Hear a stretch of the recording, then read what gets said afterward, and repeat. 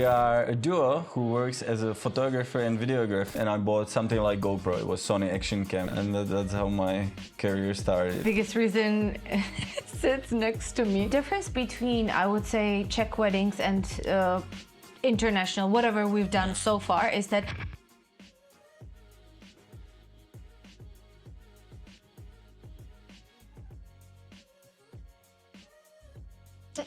All right, let's do this. Hello, my name is Julius. Hi, I'm Sophie. And we are a duo who works as a photographer and videographer, and mainly in Czech Republic, but also expanding abroad, right? Definitely, and we work for the weddings. We work for any celebrations, actually. Like, it can be a birthday, an anniversary, bar mitzvah, anything you name it. We are here to capture both photos and videos for you. Yeah. Actually, in Czech Republic, we have a little bit less celebrations than in the US. We don't have quinceañeras and stuff like that. Easter is not really celebrated. That's what's coming, right? There's nothing really special for that.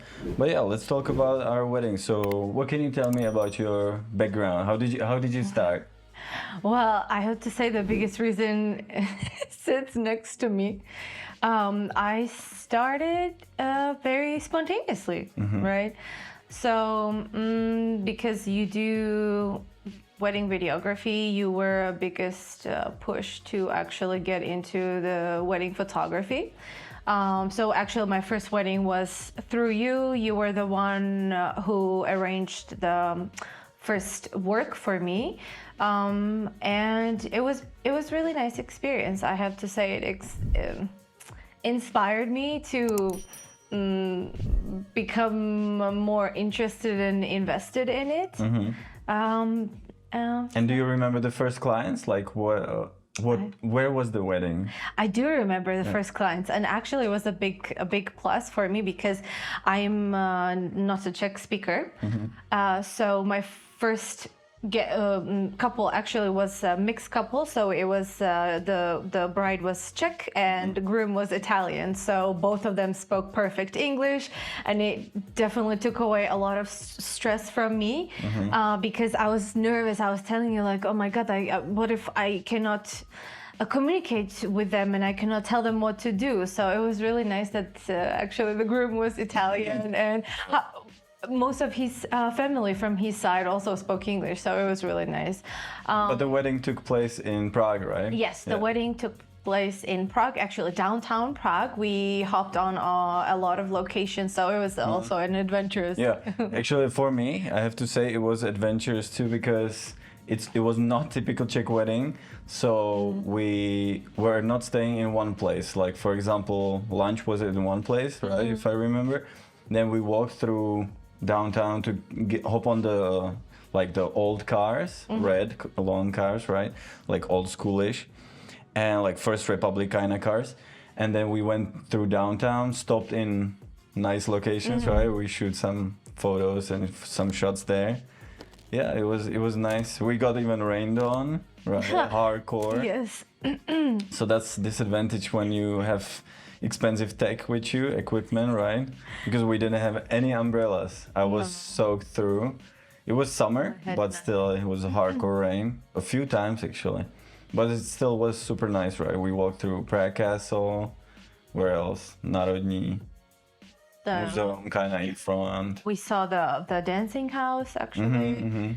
The museum, all the touristy hotspots we actually did, except for Charles Bridge. Yeah. So that was omitted. And it was Růžena in Paulina, right? That was really nice wedding. And what does Růžena mean in English? Like rose. So that was. But you said you were scared about the communication. Yeah. Why is that? Because you didn't say like where you're from, what languages you speak, so you can say. That's true. You can say something about that. So I come from Georgia, the country of Georgia, not the state in the United States. And I moved to Prague 7 years ago. And because I did my bachelor's here in English, it never came to my mind to actually start learning Czech, because I was thinking that this would be just my university years. and then either I would move on to another country, or maybe if I will find a job, then I will start to learn Czech. So yeah, I did graduate, and then I met you, and because you speak perfect English, kind of pushed back pushed back my Czech learning plans. Yeah. So because my Czech is passive, I would say I understand more than I can speak. It always is a little bit more nerve-wracking for me to work with Czech couples. Yeah. But only the Czech couples, right? Like Czech weddings, yeah. Only the Czech, but if I know that they don't speak English, and majority of them they do actually, so it definitely takes away the pressure.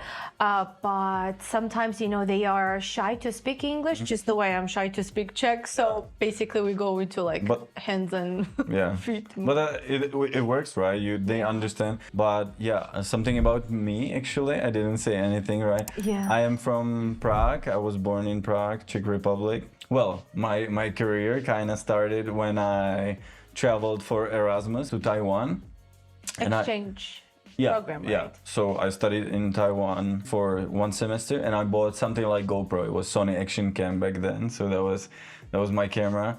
And in my head, I had an idea, since my parents cannot go and travel with me, I wanted to record everything for them, because on the way there, I traveled through some Asian countries, so that was my thought, and then I learned to edit a little bit on the horrible laptop back then, where I was doing some animations in After Effects, and I remember it took forever, especially the computer, because it's so slow.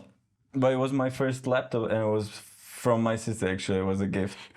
So yeah, so that's how I started. Sorry. Useful. Yeah, it was useful, absolutely, because back then, I don't know what phones. It was 2015, so we didn't really have good phones back then, especially with the internet. So that was my introduction to the videography, photography world, I think. When I see the videos now, it hurts my eyes, but that was a start. And then I came home, and actually my friend, he wanted me to shoot some photos in a club. So he basically gave me introduction how to shoot photos in dark environment, and that's how my club photography career started. And he taught me quite a lot, and so I was starting to do photography, and then actually some travel videos. And my friends Klarka and Filip, hi, so they liked it, and they asked me to shoot their wedding. So that was my first wedding, and I think it was like 8 years ago. So well, actually, maybe even more. So time flies by, and since then, it was just referrals, friends recommending me, mainly for videos, because I enjoy videos more. Yeah, and that's how my career started. So you basically started in the Czech Republic, right? Yes, in the Czech Republic, and all the weddings were just in Czech Republic. Not only in Prague, but all over the Czech Republic. But in the last year, so that was 2023 still, right? We started to do wedding destinations. So how do you find that? Do you like it, or do you enjoy it? Quick interruption, guys. If you'd like to support us, please make sure that you like our videos, you subscribe to our channel, and share it with your friends. And if you have anything to add or ask, feel free to comment down below. Yeah, it's exciting. How many did we do so far? So Greece, Italy, and Italy. Twice. So for now, 3. But this year, 2024, yes, we have some exciting plans, right? If it all is gonna work out. So let's hint. What do we have? France, Mallorca. That's the first one coming, actually. So Spain, France. We're working on a second wedding in France. Right. There might be a Santorini one, but it's not confirmed yet, because sometimes people forget to follow up. Yes. US, definitely. Oklahoma, right? Yes. Excited about that. Friends in Oklahoma. Yeah. And technically, Australia. Yeah, that still counts. Next year, but still counts. But we'll start a journey. And hopefully we'll score also some Italian weddings, because super nice. Yeah, definitely. So speaking of the wedding destinations, how did it start? Like for you, like is it difficult? And how do you find wedding destinations? Like how do you find the jobs? Okay, so the job hunting is much more time consuming, I would say, than the wedding day and after, because it's a big market. The competition is super high, and then the biggest channel that we try to get to the couples is actually through groups. So Facebook brides, groups, right? yes, Facebook groups. So brides or the wedding coordinators looking for the vendors. So you find, I think I'm part of maybe like 25 groups. At least, and it's always curious for me because whenever I see a post, someone just like, "Hi, where we have a wedding in I don't know 2025 September. We are looking for a photographer, videographer, florist," and then the post is posted maybe 10 minutes ago, and there's already 50 comments, and of course, at least exactly, and then it can go up to like 208 comments. So the options for the brides and for the couples, it's huge. Yeah. So I think basically being first and quick, and especially if they put their name, if the post is not anonymous, then you also get a chance to actually bother them through the messenger. But it's not really good to do. It's not. But I have to say I've done it also a few times, and you get sometimes a reply because, like, for example, the American clients or couples who are planning on getting married, they post at a different time of ours, right? So sometimes when I see the post, it might have been done like 6-8 hours ago, and there's like 200 comments. So then you basically have no chance of getting that wedding or be seen or even have a chance for them to have a look at your portfolio, right? So sometimes when they're not anonymous, the message still might not get to them, you know, because it's in like the secondary, so they might not see it. But it's sometimes, I wouldn't say it's unethical because they can post anonymously, you know. So I think it's still good to try to get to them and not spamming, you know, just one message like, "Hi, this is us, link for our web," and maybe some show of for me trailer for you pictures, like to see, so they can see right away what we do, and if they're interested they can get back to us, right? But I have to also add that some groups, they actually put in the rules like do not direct message the so don't put links. Well, that's a bit different because if you put link, then the post doesn't get posted, which is obvious. But then some groups also say do not message the brides, you know, and I try to respect that. And you should respect the rules, Yeah, because it's not nice. You get bombarded by, I don't know, at least 50 messages, and obviously it goes into the message request, so it's just waste and also annoyance. Like maybe even if I were a bride, I would not go through 50. Of course. Like when brides are looking for weddings, right, in those Facebook groups, they have billions of comments, and I'm sure they never can go through all of them. So as a creator, you might not get seen if you're not one of the first ones, right? And they get also overwhelmed. They might have some idea of the style they like, but they might never get to see that given artist, because it's just not impossible, right? So we're working actually on something that we might bring to people, which would make their choices easier, right? Yes, and I was actually thinking if there is a bride watching this, maybe they can share a bit about their experience and their point of view, because we don't actually ask them, right? Like, how do you feel that you are having 20 comments, 20 messages and 200 comments? So because like at that time we just trying to basically see what they want, like if we're a good fit and if we can deliver what they require from us. And also the Facebook groups are usually also budget groups, right? We have to say, like, they have budgets, and also the pricing from country to country is absolutely different, and mindset is different, requirements are different, so you have to take into consideration everything like this. And you also need to, I think the best is to hop on a call with the couple as soon as possible, so you can clarify any wishes, ideas that you have, right? Even the pricing, but even this, from like first message to jumping to the call, is difficult step. Absolutely. Because of the overwhelming comments. Like I feel now people just buy camera and they are everywhere, and like I don't want to diss on anyone, but anyone with a camera already considers themselves as a professional, which is, you know, like you should still back it out with some experience. But yeah, you can have super creative people who shoot.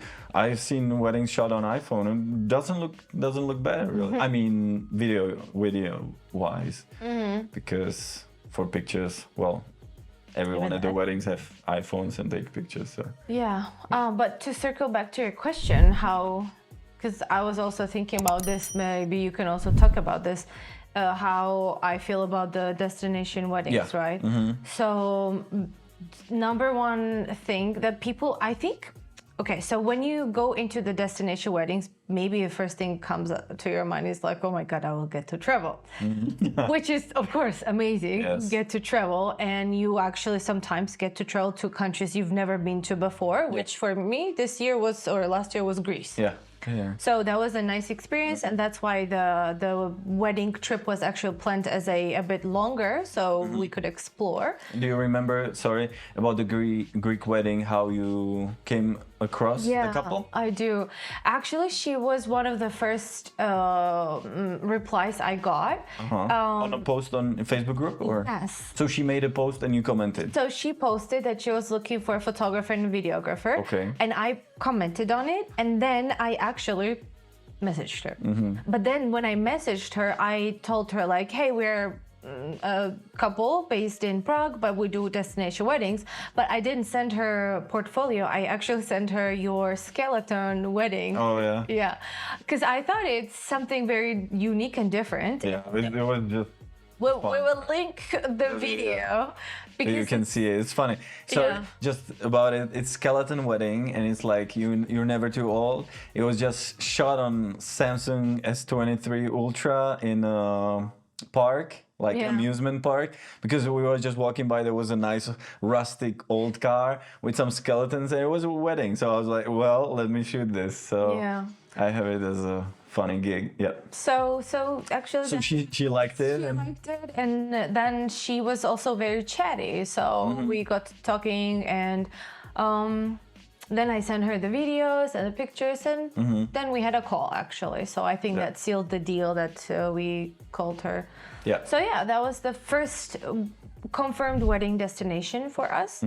So yeah, first thing that came to my mind was like, oh my God, we go to Greece, and it was Island Milos, right? Yes, it was Island Milos. I've actually never heard about it. So yeah, but then logistically, it's much more difficult to do a destination wedding than to do in the Czech Republic, or the country where you're based in. Yeah. So that brings a little bit of anxiety on its own. But I have to say that just because I know that they will speak English, for me, it just elevates that one extra stress for me. You know? Of course. Yeah. So it's nice, and also I like to see that the traditions or the wedding days are different for every single couple, because it's done outside of Czech Republic, but also sometimes couples come from different cultures themselves. Absolutely. So it's nice to see some variety. It's nice to know their culture. And she was actually from Jordan, right? Yeah, and he was South. No, he was from South Africa. But they live in Switzerland. Yeah, so it was like a nice big mix of cultures. So that's I would say it's amazing. So yeah, destination weddings are more difficult, but I would say more rewarding because Of the experience. how right? often do you go to shoot someone's wedding abroad? But also, like regarding this, some issues like sometimes logistics, right? Like it's easy to book the transportation, but it doesn't always go according to plan, right? When you're booking wedding destination, things don't always go according to plan, even though you plan everything transportation right. For example, the Greek wedding, we had floods in Athens when we arrived. So that was like super unusual. Cars just flooded to the sea and stuff like that, right? But it didn't influence us that much. It was just rainy. But it came also with a huge wind, which going to Milos was big influence, right? Because then the ferries got cancelled. So, well, tell me how you view it. Reminiscent. Yeah. So So our first wedding destination, we're excited, we booked everything, we're ready to go. Now we heard that there are floods in Athens and Greece in general. And we arrive in Greece and yeah, we arrived to Greece. We are greeted by a downpour of rain. We were lucky that actually our flight didn't get canceled Yeah. because I think a couple of days before we flew in, there was a big flood where actually like the whole island got stranded Yeah, and it got flooded. So we were lucky that our flight didn't get canceled.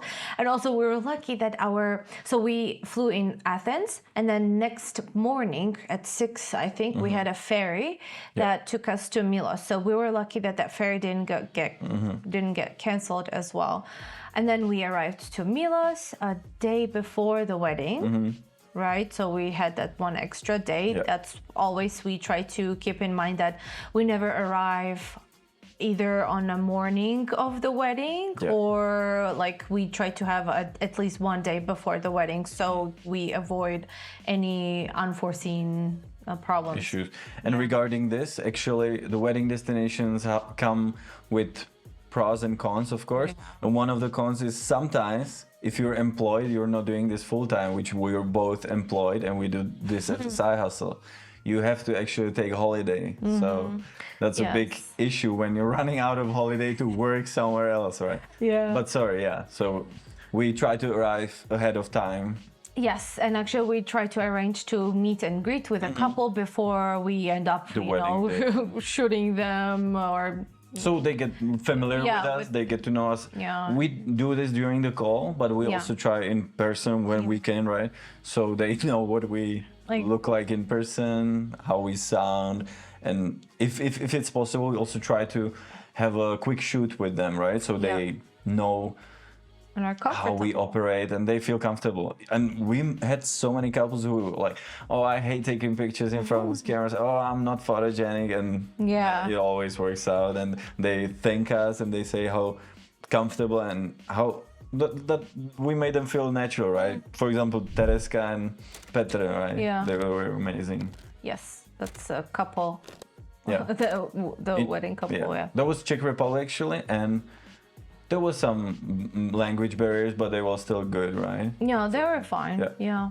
Okay, so back to Greek. Yeah, so back to Greece. So we arrived to the island in one piece on time. And then because it was a super unusual weather phenomenon, it was extremely windy. So the evening that we arrived, we actually went and saw the couple, and then we saw also, or we visited the church they would get married into. So we drove up there. It was a beautiful cliff, church on a cliff, so it had the view of the entire island, and then sea, right? the sea. So And then you try to fly the drone, and because of the horrendous wind, I was so scared. Yeah. But it still managed. So It Mavic managed. 3 is signing perfect. Yeah, absolutely. That drone has gone through plenty of interesting It's my boy. flies. Yeah. I always think it's a girl. You always say it's a boy. Yeah, it's my boy. Mavic 3. Amazing drone. A little bit expensive, but gets the work done and never flew away. Just Oh to my be goodness. sure. Never flew away, never crashed. Even though I dream about it, that it crashed. Doesn't matter. So we managed to even shoot something with, basically because they were already preparing the church a little bit, right? Seating and stuff. So I managed to film it and then use it in the final footage. Yeah. Because on that day, we had no chance of No. getting footage like this. And it would be dangerous. Yeah. Plus, yeah. Yeah, because the time-wise we were super crunched. So Yeah.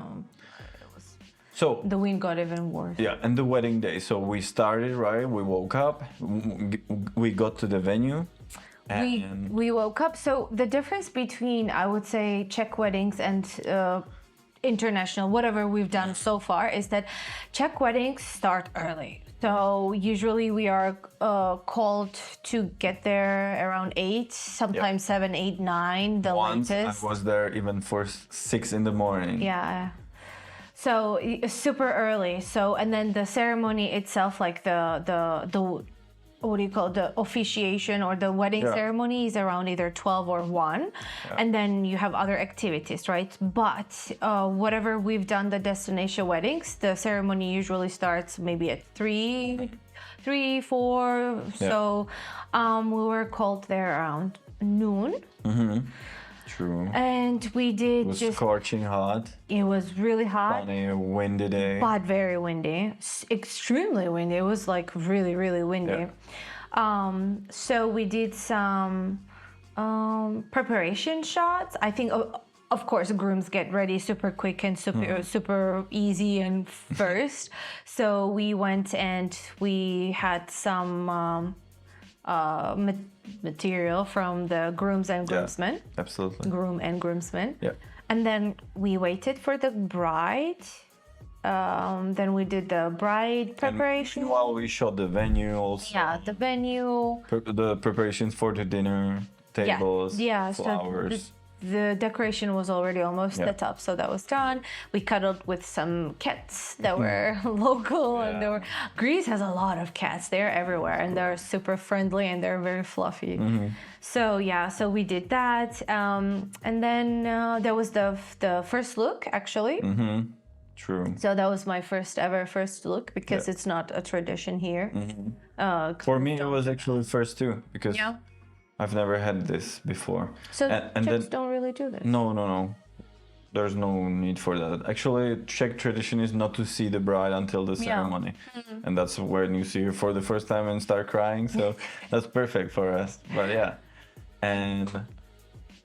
so what we shot the first look and also reading of the vows, which was terrible for me because I had microphones, but the wind... Yeah, the wind was... Next time the insides of the rooms, it was not so cinematic, so I didn't want to shoot it there. But maybe we should have ready there and then fake it together, montage it, because this was... The microphone still picked it up, but it was terrible. Yeah, that was the really... And also hair of everyone's hair, right? Then we took quickly the group pictures of the family, right? Everyone, before we actually went to the ceremony to the church up the hill, which everyone was again running late. Right? So it made us...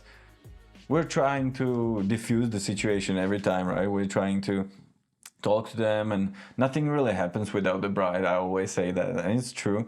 But we were kind of in a stress because we wanted to go to the venue ahead of time to have time to shoot and prepare.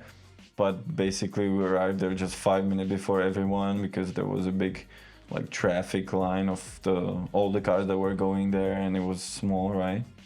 So, and then the ceremony started, right? Yeah, the ceremony started, but it was it was nothing complicated because it was the setting, or let's say the view was beautiful from there, and it was sunset.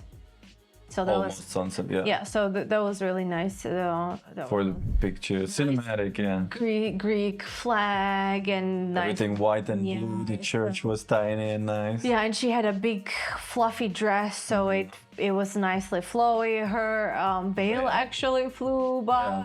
First few words, first few shots, and wind picked up and just it was gone. Everyone cheered.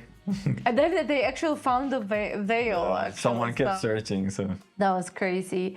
And then there was a little bit of a reception at the place. They even had food, some drinks.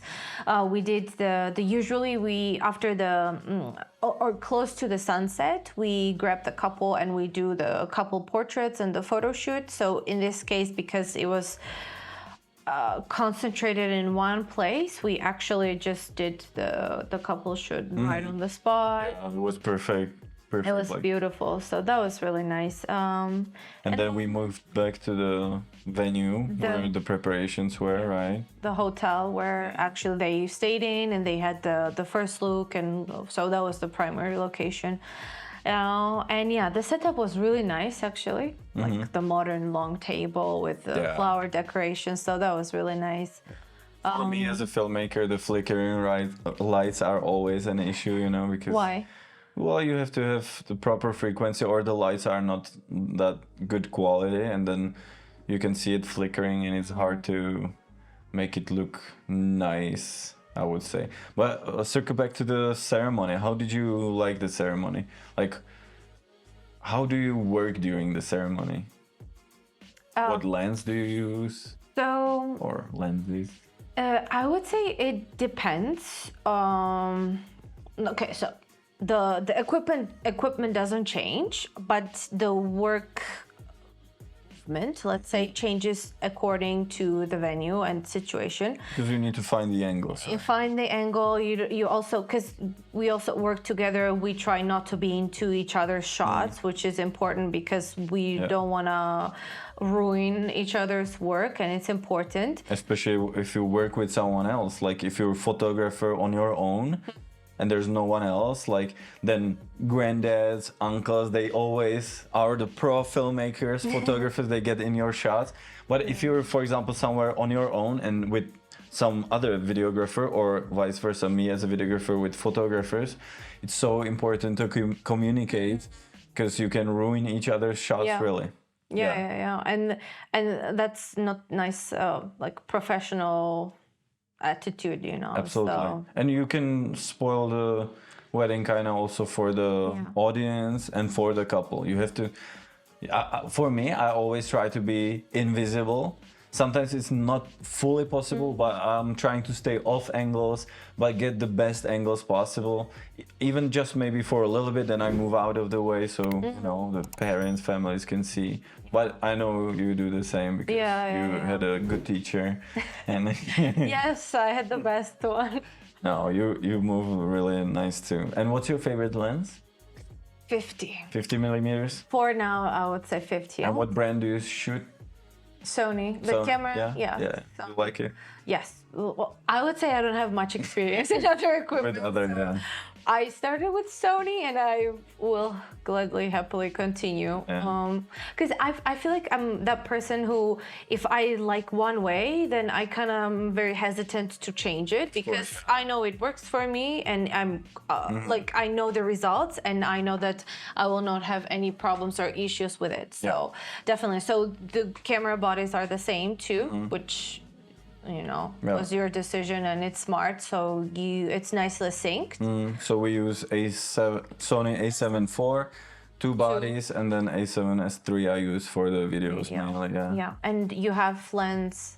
24-70, some filters. Beautiful. I actually would really like to do a wedding with it. Well, it's versatile, but if you have other, like the 50 and then 16-35, that's great combination, because you get the wide shots, the establishing shots, and also nice close-ups. And for the snipe shots, we have 70-200. Yeah. But that's Rarely like, used. that's, well, for couple portraits it's nice when you have space, of course, and then for like dinner and stuff, when you know people are just having fun, then you can snipe them without them knowing, and that's perfect, because those are the like nice cherished moments, and they don't know, it's not staged, right? Yeah. So I like that. But I like really like the Sony lens, even the 50, like how they didn't have problem to focus, because I remember the ceremony, they were standing there, sun setting here, right? So the light was pretty harsh, and usually cameras have issues focusing when they are like backlit. But I remember like the pictures are nice and sharp, and for me the video too. Yeah, they're beautiful. That's why I like 50. I keep saying this, that 16-35 it's a difficult lens for me, because it is a bit flat, you know, because It's amazing for like clubs and wide like group pictures. Perfect. And the establishing Yeah, shots, yeah. you can fit, I don't know, 50 people so easy there, and it looks nice and sharp and crispy, and it doesn't really look like a fisheye, you know. But then when you want to do a ceremony with it, it's just like even I don't feel that much creativity to put into it, while you pull up 50 and it's just, even just without edits, it looks beautiful. The same with 24-70. I just like that lens is beautiful, and I would really like to try 85. So yeah, For the portraits. yeah, but also I had to say the 200 is beautiful. Yeah. It's amazing. It has really nice bokeh. So yeah. Yeah, but about the after party, after basically the ceremony, right, at the venue, it was already dark. The lights were not really good, so we tried to snipe some pictures. And then when the party started, we just basically started to use a flash, using flash for the shots. I think The constant light. I think they turned out great. And for the video, yeah, I had the constant light, which was good. But I'm trying not to use it that much because it's intruding. But for a little bit, people are fine with it. Yeah. It's for the sake of the shots and Yeah. to have nice memories.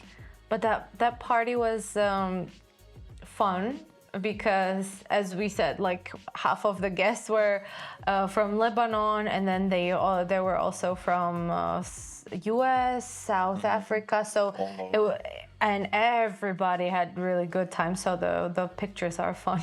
Yeah, They came out to be very lively, and like really they looked like they were having a good time. So sometimes it happens on the weddings that people just like to sit and drink or be chill. Yeah, But this was not the case. So that was nice.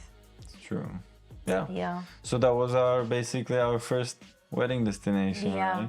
And okay, then let's talk about what happened after the wedding. How what's another logistic nightmare that can happen Well, when you do destination weddings? yeah, so everything was fine and we thought everything is running well and as scheduled, but then we saw at the port many people standing in the lines. We thought they were selling bananas or some really good ice cream, right? And then we were just eating, having nice brunch, right?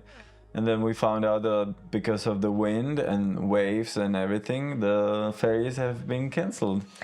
Yeah, and ferries are not cheap, first of all, because it's Greece, and one way can be as expensive as $150 to $200, and they don't run like buses, right? Yeah. So it's not frequent. So it was really, well, annoying because we would definitely miss the flight to connect to get home on time and get back to work. So it was really an issue, but we've managed the last second.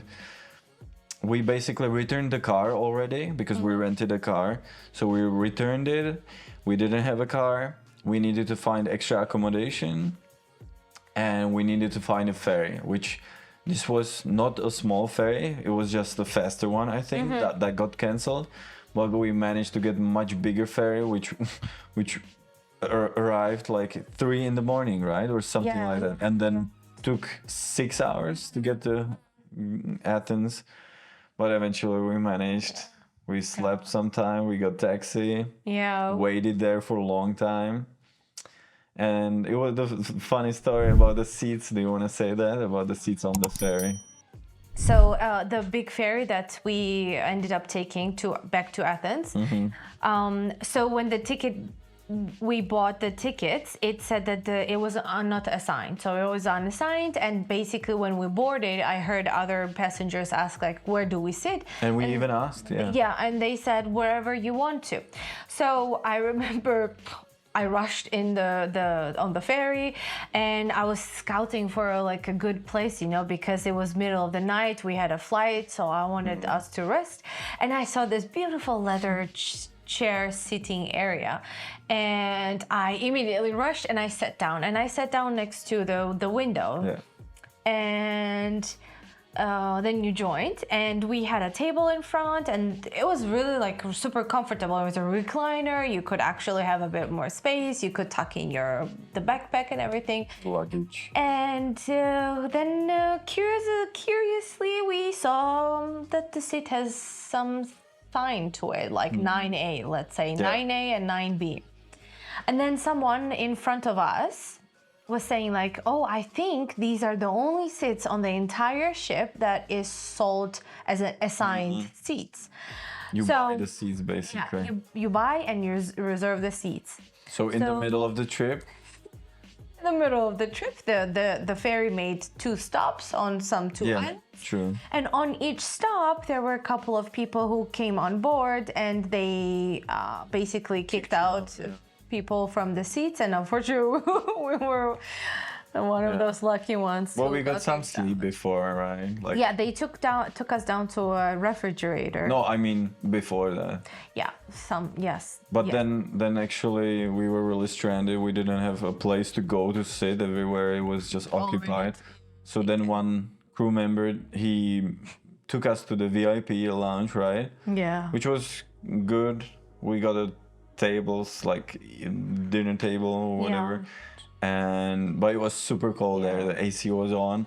But we had only like 2 more hours to go, right? So we managed. But I think I slept and you didn't. No, I didn't know. It was cold, and I know there was some TV on. It was pretty loud, and some kids or something. Cartoon was playing, I think. Yeah.